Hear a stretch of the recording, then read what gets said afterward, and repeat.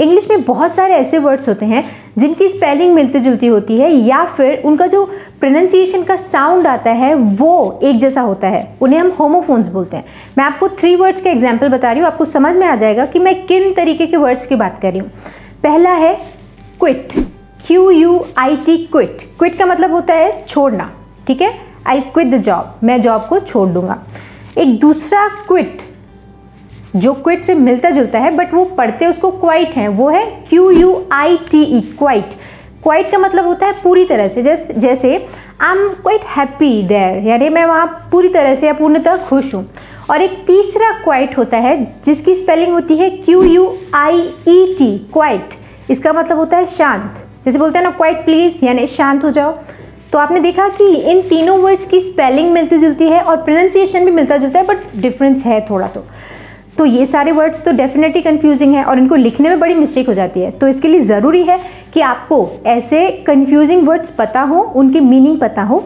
तो इस वीडियो में मैं आपको 5 ऐसे ग्रुप ऑफ वर्ड्स बताने वाली हूँ। जैसे क्विट हो गया, इसका एक और ऐसा वर्ड, यानी ऐसे मैं 5 वर्ड्स उनसे मिलते जुलते वर्ड्स बताऊंगी और उनका एग्जाम्पल के थ्रू आपको बहुत अच्छे से क्लियर कर दूंगी। तो इन वर्ड्स में आप कभी मिस्टेक नहीं करोगे। तो चलिए वीडियो में आगे बढ़ते हैं और सीखते हैं कुछ कंफ्यूजिंग वर्ड्स जिसने सबका दिमाग खराब कर रखा है। Let's start the video.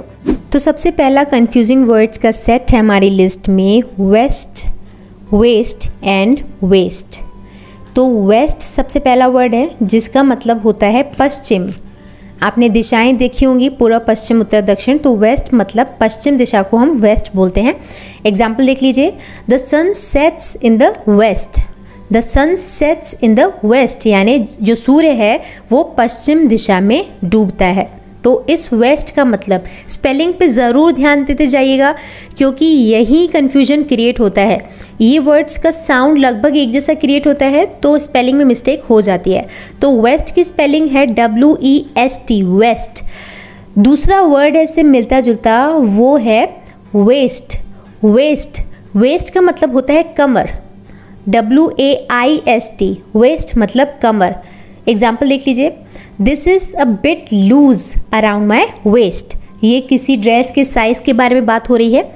This is a bit loose around my waist, ये मेरी कमर के आसपास थोड़ा ढीला है, कमर के आसपास, अराउंड द वेस्ट। और थर्ड वेस्ट मिलता जुलता जो वर्ड है वो है वेस्ट। इसकी स्पेलिंग देखिएगा, WASTE, वेस्ट का मतलब होता है बर्बाद करना या व्यर्थ करना। ये तो बहुत आप सुनते हो, इसको वेस्ट मत करो, ये वेस्ट हो गया। तो वेस्ट यानी बर्बाद करना या व्यर्थ करना। एग्जाम्पल देख लीजिए, we should not waste our precious time. We should not waste our precious time यानी हमें अपना कीमती समय बर्बाद नहीं करना चाहिए, हमें अपने कीमती समय को वेस्ट नहीं करना चाहिए। तो आई गेस आपको डिफरेंस समझ में आ रहा होगा, west, waste and waist. Okay, तो आगे बढ़ते देखते हैं नेक्स्ट वर्ड्स का ग्रुप जो कि है रेन, रेन एंड रेन। तो सबसे पहला रेन है RAIN जो कि बहुत कॉमनली यूज्ड वर्ड है, सब लोग जानते हैं, यानी वर्षा या बारिश, rain. Example, it is raining, it is raining, वर्षा हो रही है।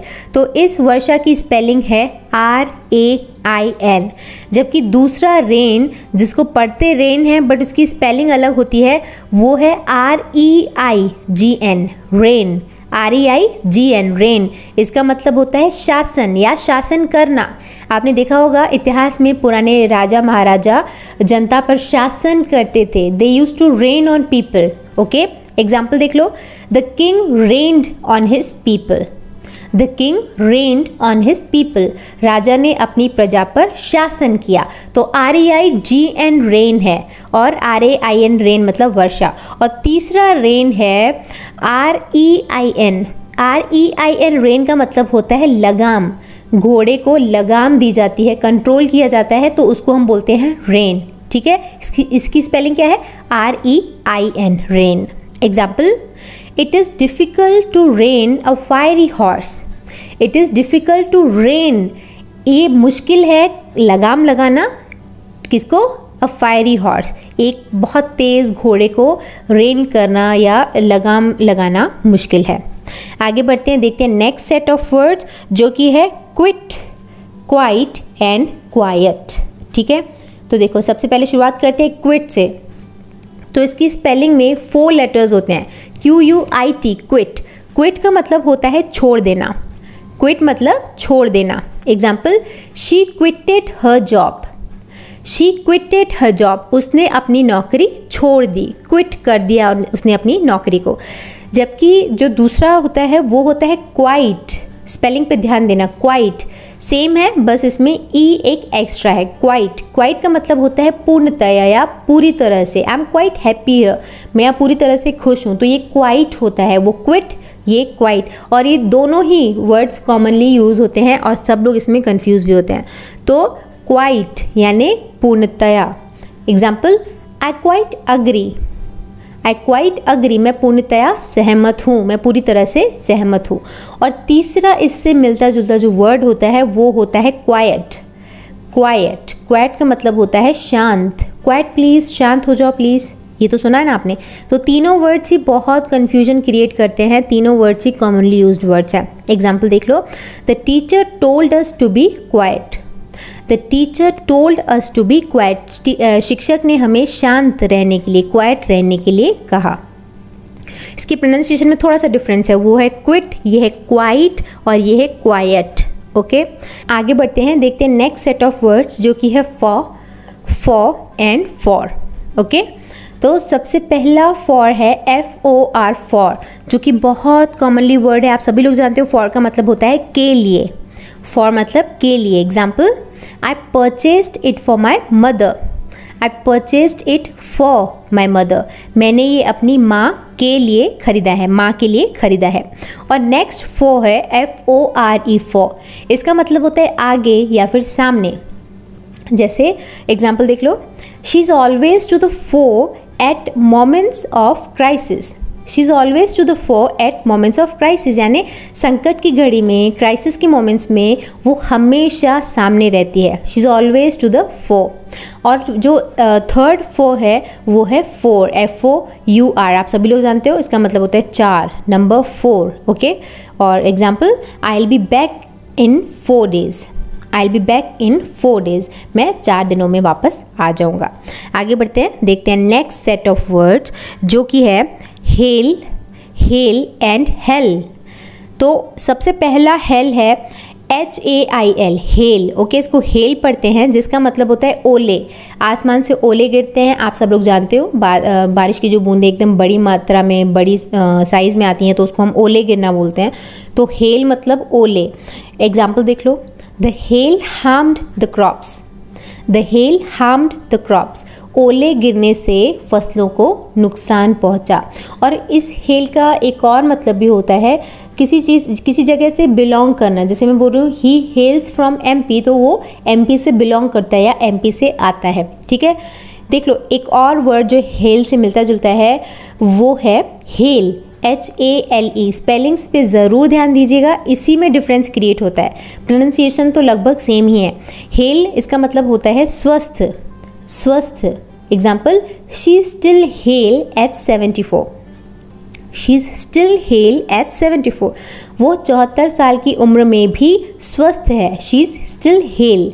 और नेक्स्ट हेल, जिसका प्रोनाउंसिएशन हेल नहीं होता, उसको हम हेल पढ़ते हैं। हेल, हेल का मतलब होता है नरक, इसकी स्पेलिंग होती है HELL, hell, go to hell, सुने हो ना आप ये लोग।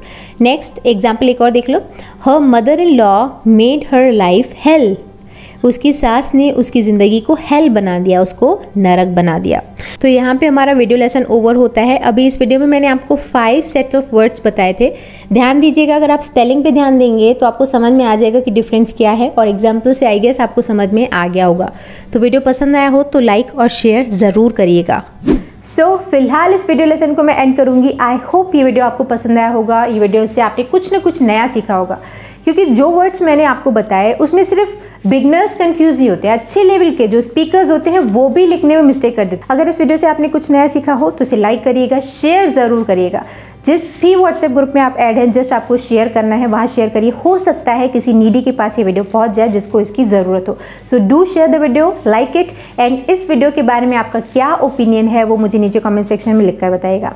एंड अगर आप ऐसे ही वीडियो लेसन्स देखना चाहते हैं, ऐसे फ्री ऑफ कॉस्ट इंग्लिश सीखना चाहते हैं, तो इन्फॉर्मेशन सेंटर को सब्सक्राइब ज़रूर करके जाइएगा और बेल आइकन को ज़रूर प्रेस करिएगा। बहुत सारे लोग बोलते हैं कि मैम आप नए वीडियोस नहीं डाल रहे हो, तो ऐसा नहीं है, मैं वीडियोस अपलोड कर रही हूँ, आपके पास नोटिफिकेशन नहीं आ रहा है। क्यों?